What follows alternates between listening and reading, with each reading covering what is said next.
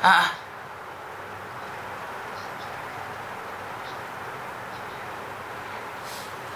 Oh, artinya adalah pemerintah yang mulangin gitu loh, Pak. Jadi kan oke, siap.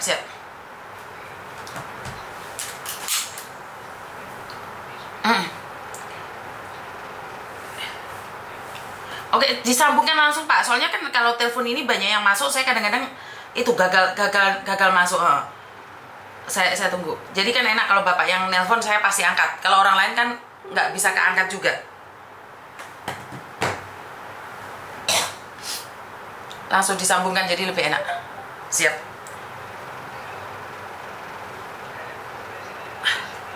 Halo, izin Ibu. Izin Ibu. Siap Ibu, gimana? Oke, siap. Gimana? Oke Bapak, siap Bapak. Siap. Oke.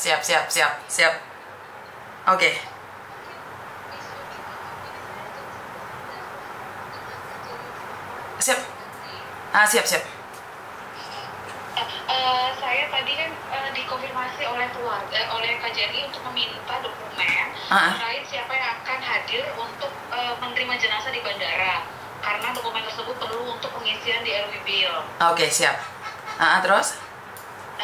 Nah, kemarin kan kalau komunikasi kami baiknya memang orang bandara langsung supaya tiktokannya gampang, Bu. Takutnya kalau ke keluarga nanti ada komunikasi lama, takutnya nggak hubungin, nanti kelewat. Nah, saya mencoba menghubungi pihak keluarga, tidak ada satupun yang respon. Oke, siap. Gitu, berarti gini. Itu, Bu. Oke, bukan poinnya aja bahwa yang memulangkan pemerintah, benar nggak, Mbak? Iya, yang perusahaan, Ibu, maaf, perusahaan.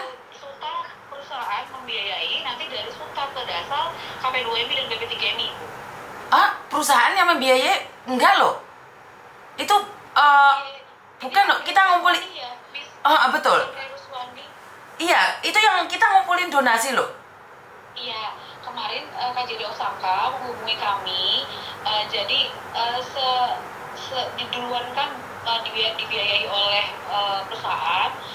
Informasi yang kami terima adalah nanti sisa donasinya diberikan kepada perusahaan, begitu. Belum update lagi. Iya. Enggak loh, soalnya kan mereka yang pengumpul donasi itu ngubungin saya. Jadi itu bukan uang perusahaan katanya. Makanya saya konfirmasi. Uang perusahaan sih, Miss, kalau sampai tadi malam kami bicara dengan KJRI Osaka, itu perusahaan. Sebentar. Aski, dengar nggak? Itu Eko gimana informasinya? Ini dari Indonesia mengatakan bahwa dari pemerintah yang dari perusahaan yang memulangkan. Dari perusahaan yang memulangkan belum, Mbak, karena aku masih nunggu dari pihak pemerintah, Kak, gimana? Iya, kita nanyanya nunggu dari pemerintah. Maaf, gini Mbak, tak potong yang masalah ini. Ini lagi jadi simpang siur karena apa? Karena Mbak Yuni kan turun.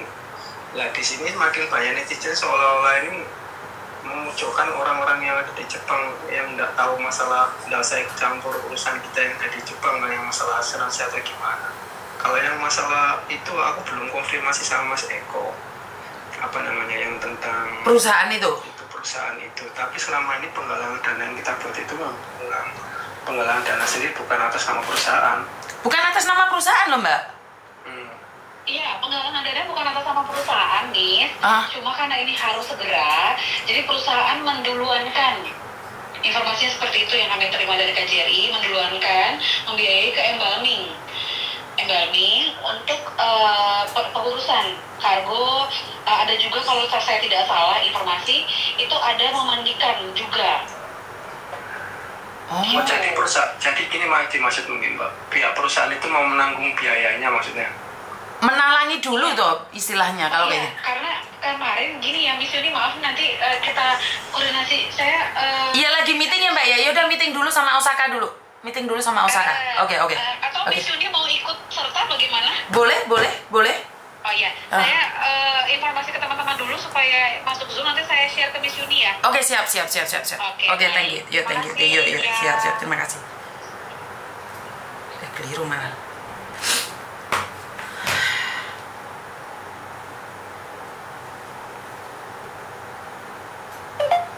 Iya deh, aku masih live ya, gimana? Lagi live. Oh, itu piye konsepnya maksudnya? Nggak ngerti, aku nggak ngerti. Ini makanya aku akan hubungi keluarganya juga. Sampai dapat telepon dari siapa ini? Dari KP2MI. Yang di Indonesia. Yang di Indonesia.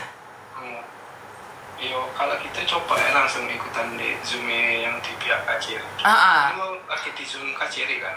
Belum masuk Mas Yan. Oh, kalau nggak maksudnya mau gabung situ kan?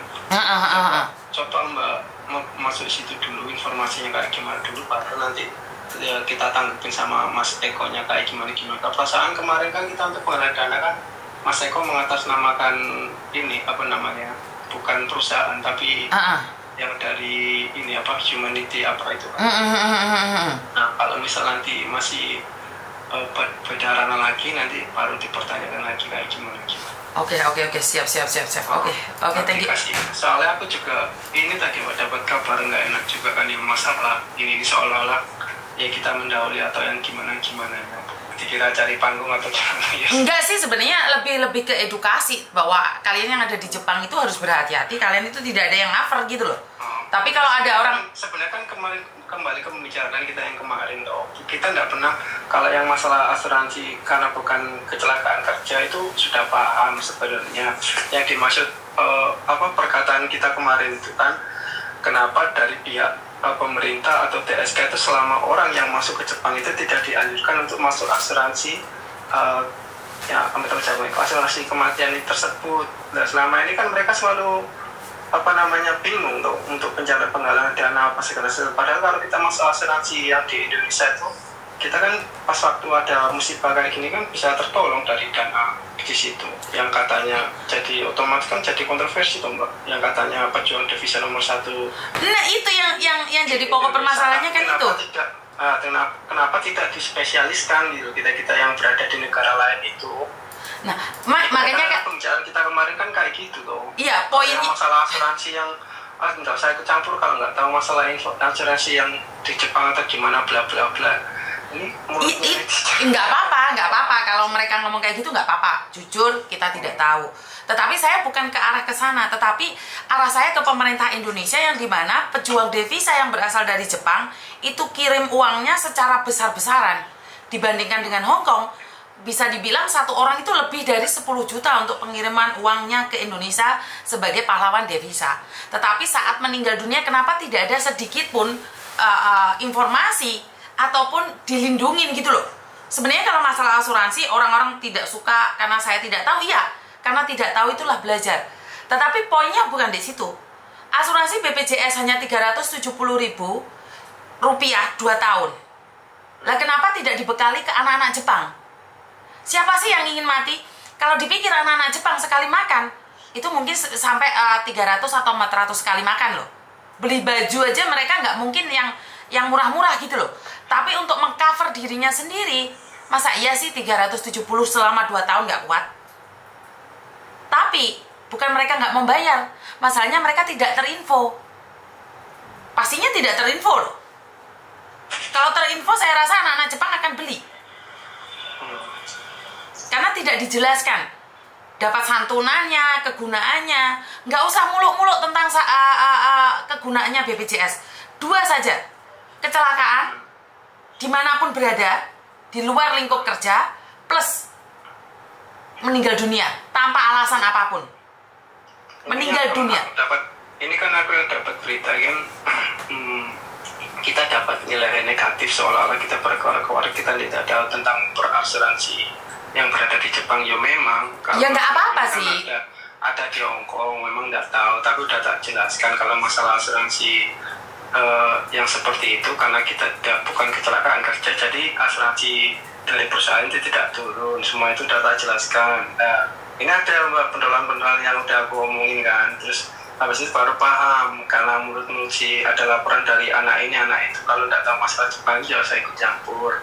Nah akhirnya terus udah tak jelaskan loh sama yang pendolan yang ada di sini tadi. Nah terus itu nggak ada bahwa kita masuk sama orang-orang yang berada di Jepang, malah Mbak Yuni ini malah senang dengan orang-orang yang ada di Jepang ini kerja. Cuman jadi masalah pembicaraan kemarin itu sebenarnya bukan masalah asuransi yang berada di Jepangnya, tapi asuransi yang ada di Indonesianya. Jadi kenapa mereka sebelum masuk ke negara lain itu tidak dianjurkan untuk masuk asuransi kematian? Jikalau ada musibah yang seperti ini kan bisa dipakai